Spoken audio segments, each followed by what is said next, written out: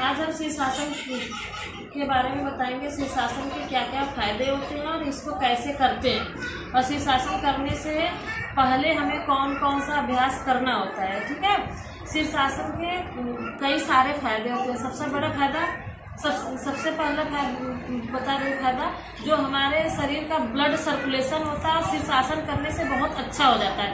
क्योंकि जब शीर्षासन हम करते हैं तो हमें हमारा पैर ऊपर की तरफ होता है, सर नीचे की तरफ होता है, यानी हेड स्टैंड इसको बोलते हैं। पूरे ब्लड का सर्कुलेशन पूरे ब्लड का सर्कुलेशन जो होता है वो सर की तरफ होता है। तो इससे क्या होता है, बॉडी में जो ब्लड सर्कुलेशन होता है वो बहुत अच्छा होता है।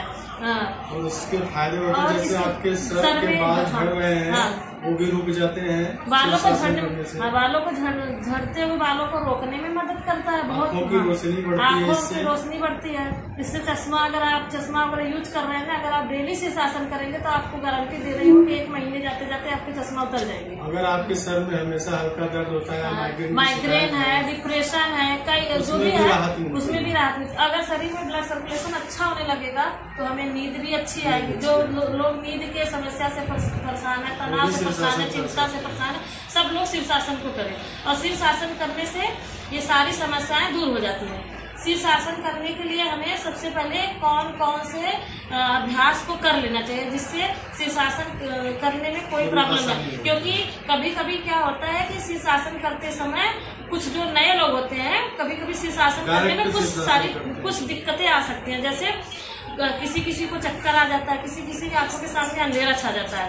ठीक, इसके लिए हम सबसे पहले हम कुछ सिंपल सा आसन करते हैं। सबसे पहले हम कुछ सिंपल सा अभ्यास करेंगे, जैसे गर्दन का और अपने इधर शोल्डर का और हाथ वगैरह का, ताकि हमारा जो बॉडी हो थोड़ी सी फ्लेक्सिबल हो जाए, तो करने में आसानी होती है शीर्षासन। सबसे पहले हम कौन सा अभ्यास करेंगे शीर्षासन करने से पहले? गर्दन का अभ्यास करने के लिए हम गर्दन को अप डाउन वाला करेंगे। ऐसे 1-2-3 मिनट तक ऐसे करेंगे। इसके बाद लेफ्ट राइट साइड ऐसे।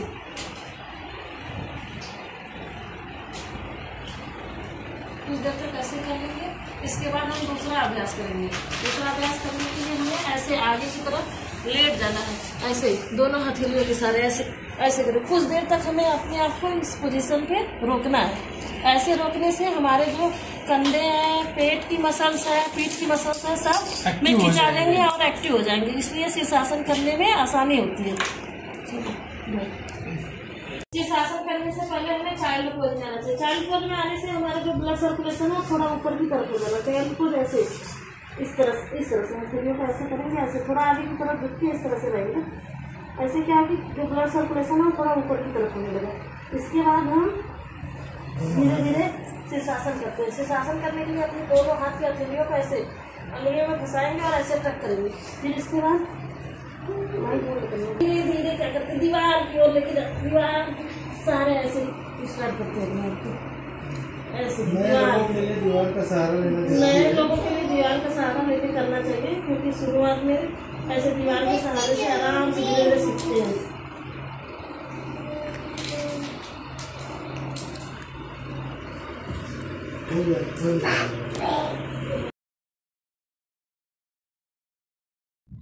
अगर दोस्तों आपको मेरी वीडियो पसंद आई होगी तो आप लोग लाइक, सब्सक्राइब एंड शेयर ज़रूर करिएगा। और मेरी दी हुई जानकारी आपको कैसी लगी कमेंट करके ज़रूर बताइएगा।